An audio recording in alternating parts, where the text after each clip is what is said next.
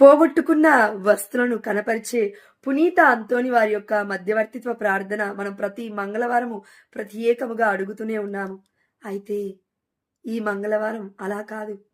జ్ఞాన స్నానములో పసికందుగా మనం ఉన్నప్పుడు మన తల్లిదండ్రులు, జ్ఞాన తల్లిదండ్రులు మనకి జ్ఞాన స్నానాన్ని ఇప్పించినారు, బప్తిస్మాన్ని. పసికందుగా ఉన్నప్పుడు ఆ హృదయం ఎంత కపటము లేకుండా, కల్మషము లేకుండా, ఎంత ఆనందముతో, ఎంత కేరింతలు కొడుతూ ఉందో అలాంటి పరిశుద్ధమైన హృదయాన్ని మాకు దయచేయమని, మేము కోల్పోయిన దేవుడి యొక్క హృదయాన్ని మా అందరికీ దయచేయమని అద్భుతాల పునీత అంతోని వారి మధ్యవర్తిత్వ ప్రార్థన ద్వారా పరిశుద్ధమైన బాలయేసుని మేము ఈరోజు అడుగుతున్నాము తండ్రి. అయా, మేము కోల్పోతున్న శాంతి, మేము కోల్పోతున్న సమాధానం, మేము కోల్పోతున్న ఆనందం, మేము కోల్పోతున్న నిరీక్షణ కేవలం ఏదైనా కూడా అది హృదయం నుండే మొదలవుతుంది.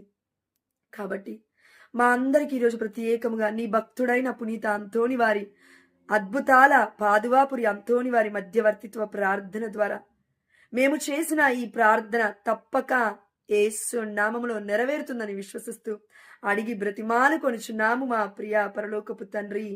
ఆమేన్, హల్లెలూయా. ఎందుకంటే మత్తయి సువార్త 5వ అధ్యాయం 8వ వచనం సెలవిస్తుంది, హృదయ శుద్ధి కలవారు ధన్యులు, వారు దేవుని దర్శింతురు. హృదయ శుద్ధి కలవారు ధన్యులు, వారు దేవుని దర్శింతురు.